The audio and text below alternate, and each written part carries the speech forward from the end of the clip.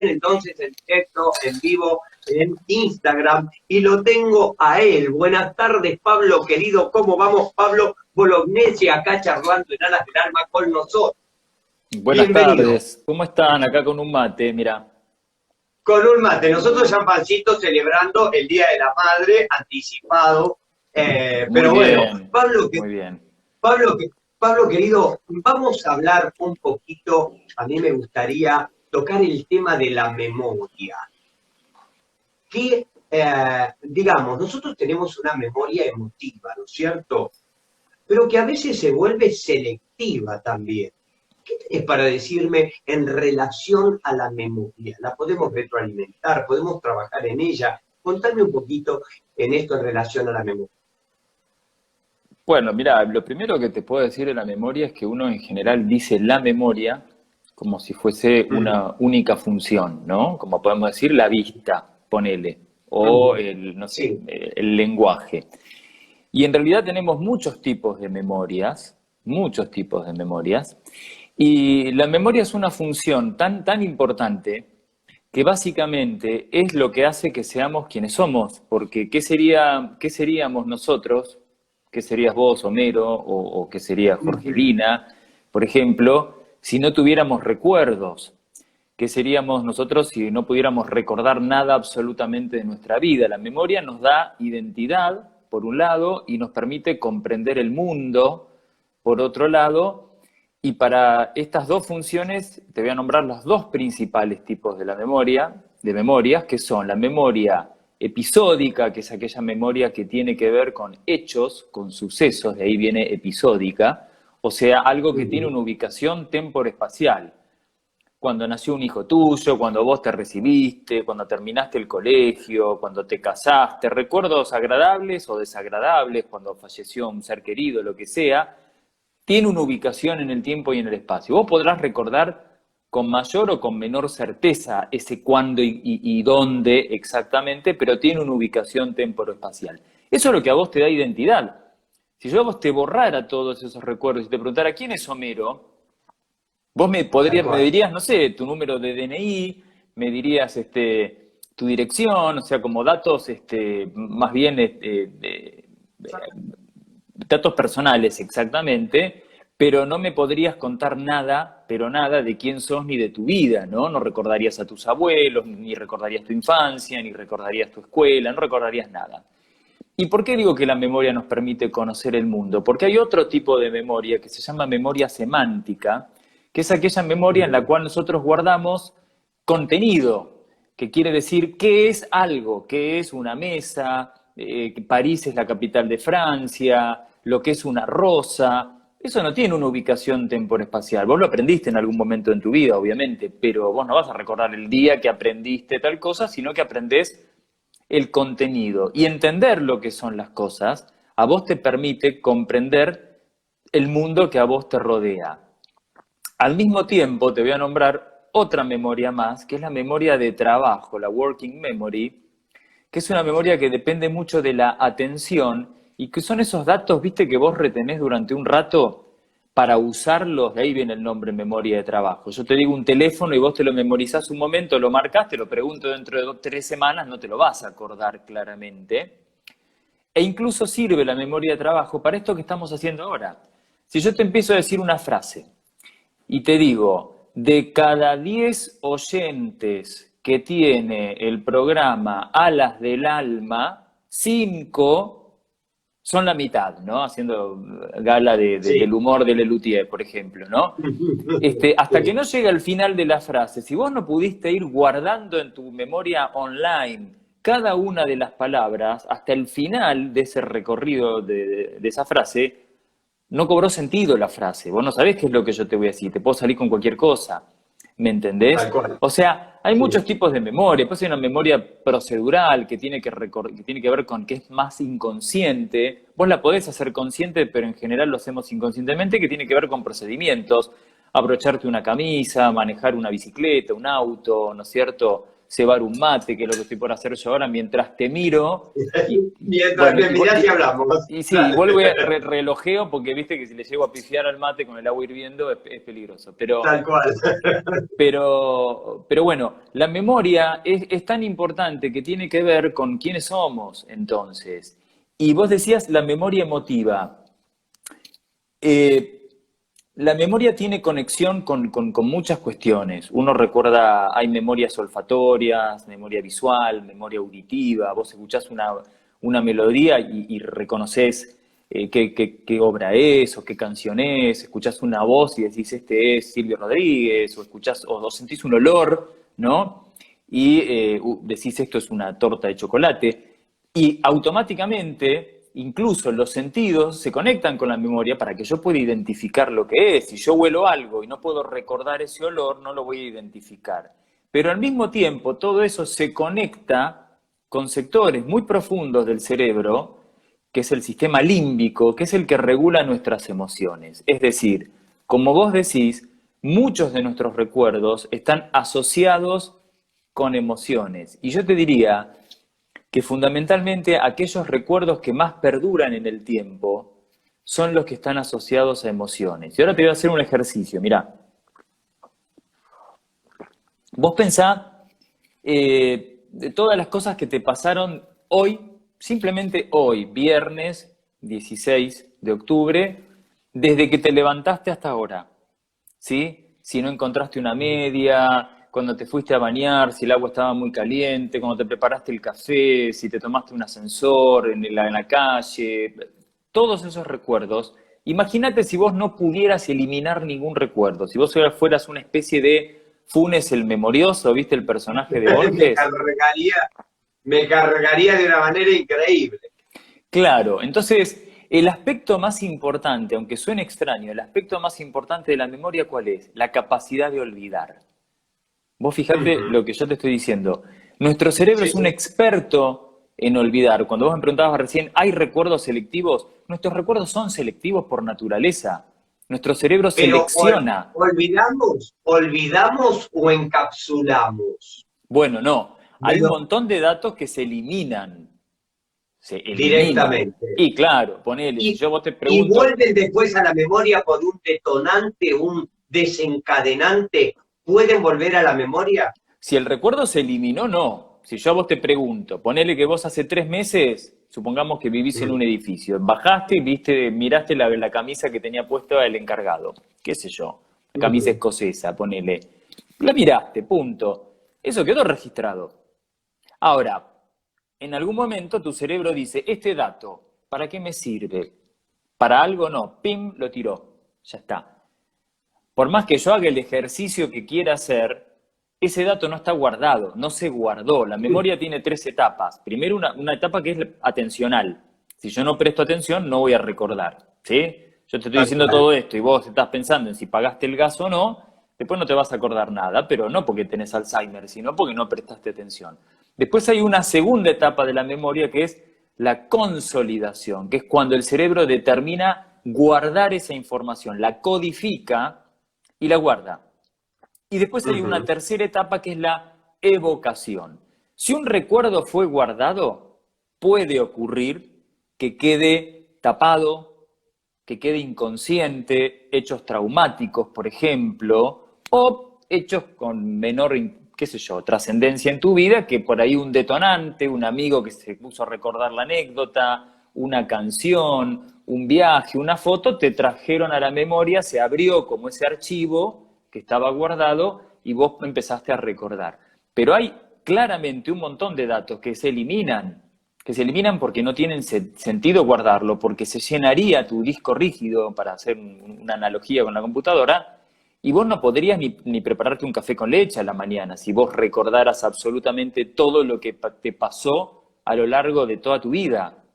¿Entendés? Y pasa que un paciente, por ejemplo, tiene, digamos, una memoria selectiva o un autoengaño de eliminación, pero elimina un registro, un recuerdo, algo doloroso, o cree haberlo eliminado, pero en realidad lo tiene encapsulado para no, porque es demasiado doloroso, y lo tiene bloqueado, paralizado, no lo registra totalmente.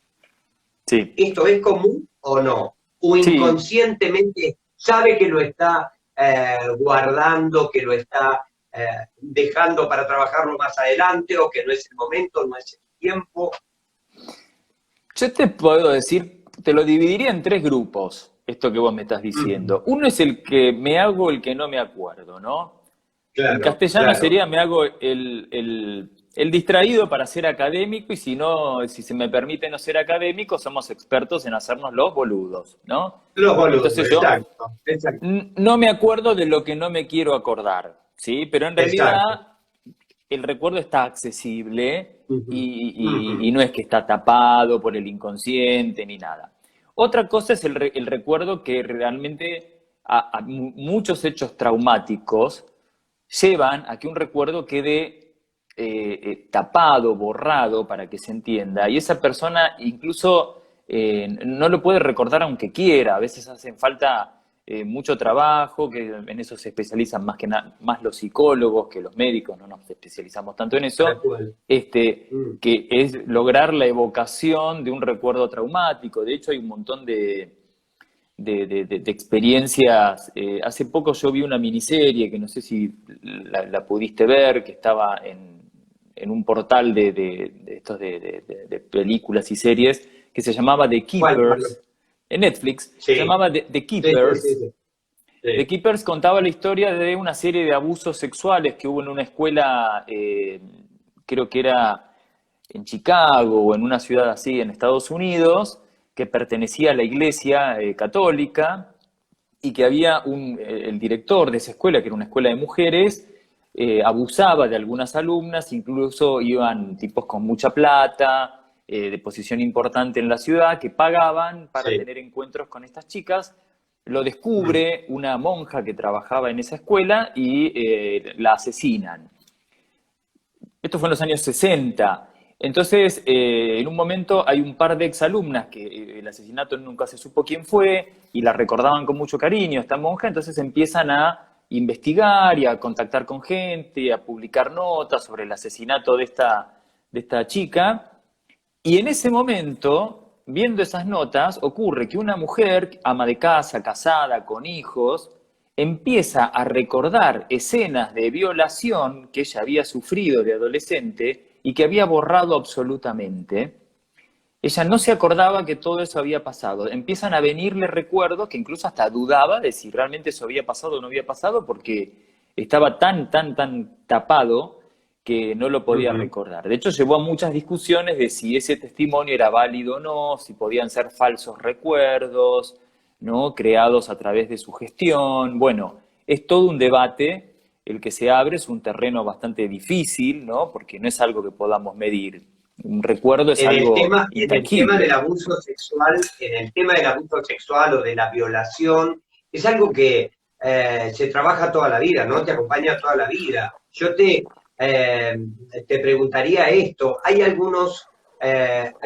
hay en algunas situaciones en donde el ser humano es muy flojo de memoria y hay en algunas situaciones en donde sería aconsejable no tener memoria, por ejemplo, no tener registro o tenerla, pero digamos que, no, trabajarla para superarla. Generalmente aquellas personas, por ejemplo, que viven en el pasado. Bueno, trabajar para ¿Cómo hacemos elaborar. con esta memoria? Mirá, dijiste algo muy importante, ahora vamos a eso, que es, se trabaja mucho, vos sabés, en los hechos traumáticos, en situaciones traumáticas, accidentes, por ejemplo, Ujú. catástrofes, suele haber equipos de psicólogos que se acercan al lugar y que empiezan a trabajar con las víctimas, porque está visto que cuando esa situación, que ya pasó, que claramente a partir de que ya pasó es un recuerdo, será reciente o más Ujú. lejano, pero es un recuerdo, se trabaje, se hable, se pueda elaborar para que no quede un cuadro psiquiátrico que se llama trastorno por estrés postraumático, ¿sí? O Ujú. sea que es muy importante poder elaborar recuerdos que son traumáticos, poder trabajar esos recuerdos para, para que queden guardados de una forma correcta y no como un trauma, porque el trauma empieza después con otra serie de manifestaciones que son la reexperimentación, las Exacto. pesadillas, los episodios disociativos, cuando la persona, yo trabajé en un tiempo en el hospital militar en Campo de Mayo y hablaba con excombatientes de Malvinas y un excombatiente me Ujú, contaba, había vivido un episodio disociativo en el cual él en ujú. un momento vuelve en sí y se encuentra, él vivía en Capital y se encuentra cuerpo a tierra en una playa en Mar del Plata esperando el desembarco de los ingleses. No recordaba y no pudo Claro, recordar no cómo recordaba. llegó Mm, desde Capital hasta Mar del Plata, hasta esa playa, a esperar el desembarco, ¿no? Vos fijate lo que es un estrés postraumático severo cuando no se trabaja. ujú. Entonces, la elaboración del recuerdo es muy importante. Yo te diría que es muy importante. Yo te decía que había tres categorías, ¿no? Decía uno, el no querer recordar, otra, el recuerdo tapado traumáticamente, y otra, que hay una frase que es una frase que a mí me gusta mucho, que dice, nunca subestimes el poder de la negación, ¿no? O sea, muchas veces Exacto, nosotros no queremos recordar ciertas cosas, pero sí, claramente las recordamos, ¿no? tal Están, cual. en algún lugar están. Ujú.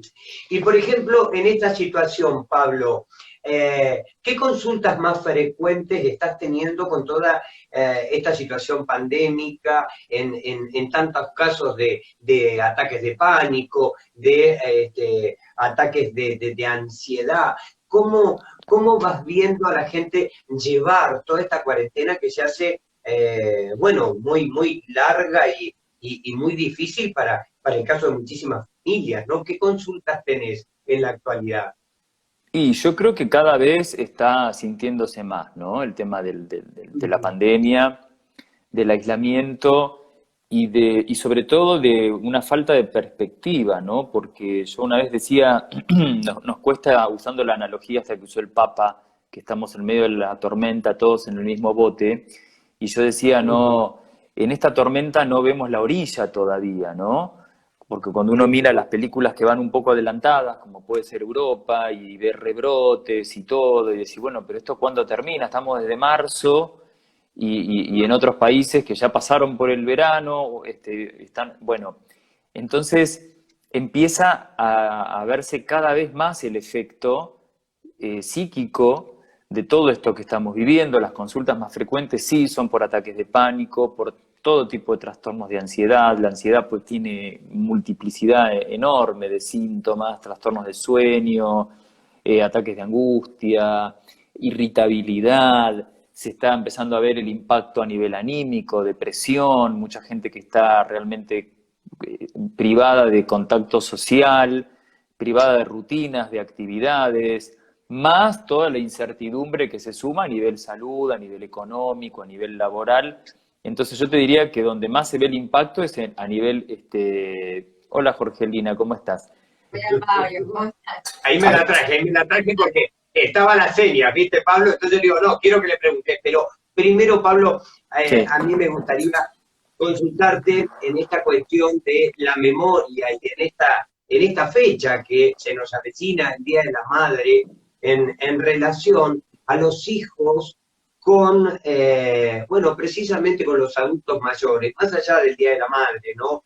Con la falta de memoria por ahí, de tanto que han hecho por nosotros, inclusive la tercera edad, más allá de que sea tu familiar o no sea tu familiar, esa pérdida de respeto hacia el adulto mayor. Eh, ¿Cómo ves o qué podés sugerir vos en relación a esta situación que se está viviendo, ¿no?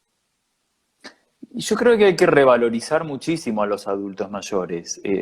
Vivimos en una sociedad en la cual se tiende a descartar al adulto mayor y vos Ujú, sabés que lo que yo más veo, y que es sorprendente, ¿no? Porque los adultos mayores son los que están encerrados hace mayor cantidad de tiempo, ujú, aislados más fuertemente, porque realmente no contactan. Por ejemplo, yo no veo, yo a mis papás los aislé, tienen alrededor de 80 años, los dos, los aislé una semana antes de que se decretara la cuarentena, porque yo ya vi cómo ujú, venía, la vieron a mi hija que ujú, tiene 6 años, todavía no había cumplido 6 ese día, y les dije, mira, se quedan adentro, no salen, los organicé, porque esto se viene complejo.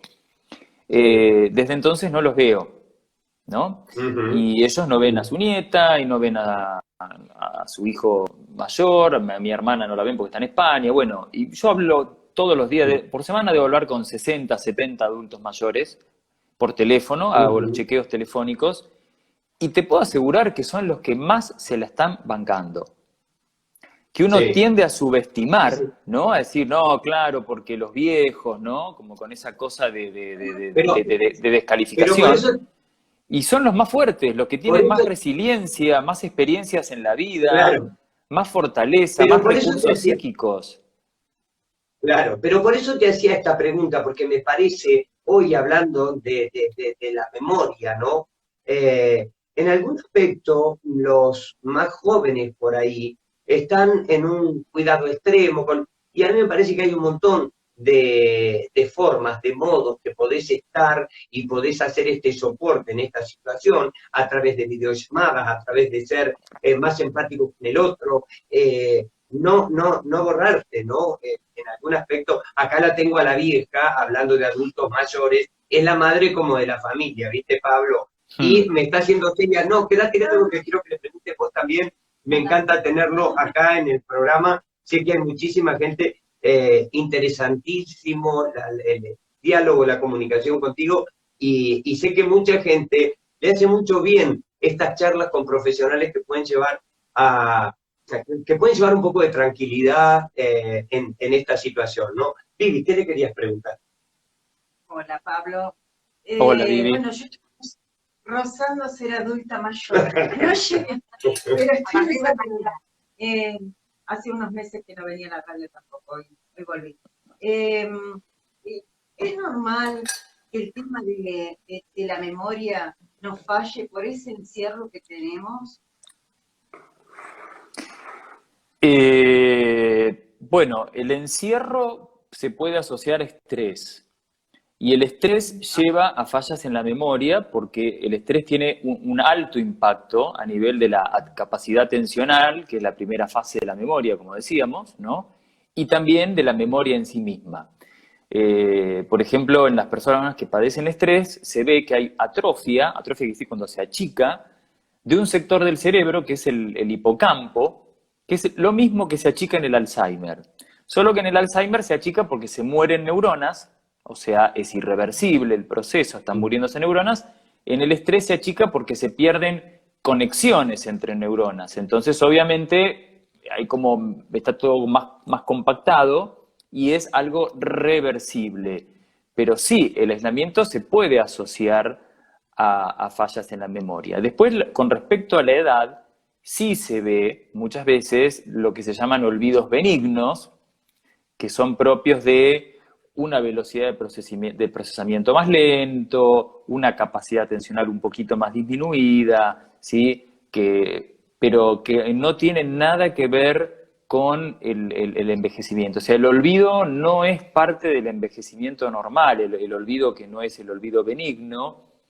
El otro día yo subí en mi Instagram una frase que me gustó mucho, que decía, viste que estamos transitando el mes internacional del Alzheimer, y decía, no es la edad, o sea, o no es la vejez, es Alzheimer, ¿no? Como diciendo, ojo, no naturalicemos los olvidos, como bueno, es normal porque ya está grande. No, el olvido no es normal, hay olvidos que son benignos, hay ciertas claves para darnos cuenta cuando el olvido es benigno. Si yo, para no intranquilizar a tu audiencia, si quieren, podemos hablar de cuáles son las claves para darnos cuenta, Sí, sí, sí, pero sí, bueno, quiero. no hay que naturalizarlo, ¿no? Claro, claro. Pablo, ¿podemos decir entonces con respecto a lo que dijo Pipi recién, de que el encierro causa estrés, que somos como animalitos enjaulados en un zoológico? Y estamos como tratando La de analogía adaptarnos. es, nos encerramos, nos estresamos, el hecho de los condicionamientos sociales, no podemos salir, Mm. se nos complica a nivel psíquico. Sí, sí, nos complica a nivel psíquico claramente la falta de contacto social, por eso yo siempre recomiendo y marco, ¿no? Hay que tener en cuenta que el aislamiento es físico, o sea, no te podés juntar a comer un asado, abrazarte, ¿no? Que esa parte es muy importante, no la estoy minimizando, pero tenemos por suerte, esto nos tocó ahora, donde tenemos un montón de medios para contactarnos, ¿no es cierto?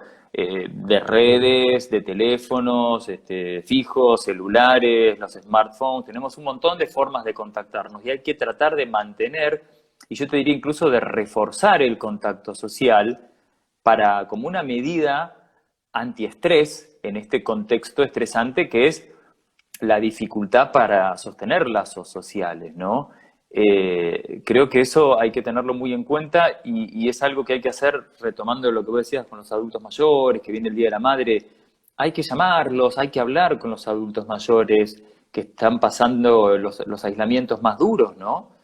Porque la gente joven dentro de todo sale y mucha gente se queja del aislamiento, pero lo que yo veo son violaciones del aislamiento sistemáticas en todos lados, ¿no? O sea, que digo, ¿dónde está el aislamiento? ¿Y qué va a pasar? ¿Y qué va a pasar con nuestra memoria después de todo esto, ¿no? Cuando ya se encuentre solucionada esta situación, ¿tendremos memoria? Porque el ser humano nos olvidamos con muchísima frecuencia, ¿no? Nos olvidamos de cuando estuvimos bien, nos olvidamos de la salud, nos olvidamos de cuidar al otro, de ser empático con el vecino, y bueno, de valorizar la vida por ahí, de darle importancia a un montón de cosas. Yo creo que esta pandemia nos ha dado muchísima enseñanza a todo aquel que haya querido aprender algo de todo esto, ¿no? Sí, yo creo que la clave es esa que vos dijiste recién, el que haya querido aprender. Me parece que, como te decía, somos expertos en hacernos los distraídos y puede pasar tranquilamente que muchos no aprendan nada, ¿no? Por eso digo, nunca hay que subestimar el poder de la negación, pero ojalá todo esto que nos está tocando transitar nos haga reordenar un montón de escala de valores y de prioridades que debemos tener en la vida. Primero individualmente, obviamente, que es lo más importante, ¿no? Ahora que estamos privados de un montón de cosas, nos damos cuenta del valor que tienen algunas de estas cuestiones, pero también como sociedades, ¿no? ¿Cuánto dinero se ha invertido históricamente en ciertas cosas que vos decís hoy en día? ¿Para qué te sirve un... Pablo, querido, te voy a volver a convocar, me pareció muy lindo, cortito, esto siempre me queda corto, pero totalmente agradecido por tu generosidad, participar acá en Alas del Alma. Te agradezco realmente de corazón. Gracias, muchas gracias a todos, la verdad que muy cómodo, hacen sentir muy cómodo al entrevistado, así que eso es algo pero muy valioso. Y vamos a tener un montón de charlas, Pablo, vamos a tener un montón de charlas porque a la gente le encanta, te sigue, y bueno, de esto se trata, de poder hacer un aporte para la gente. Pablo, querido, me pasan las redes para que la gente pueda comunicarse contigo, alguien que quiera hacerte una consulta, que quiera llamar por teléfono, contame un poquito las redes como para que puedan estar en contacto con vos. En el Instagram es Pablo Bolognesi OK, ¿sí? OK, y en el Facebook es Pablo Bolognesi, así como suena, así de simple. Me van a ver una foto con guardapolvo y un estetoscopio, no hay forma de confundirse. Y en el Instagram creo que tengo una con una camisa y un saco, no me acuerdo, la verdad que no me acuerdo, pero es fácil. Pablo, querido, es fácil.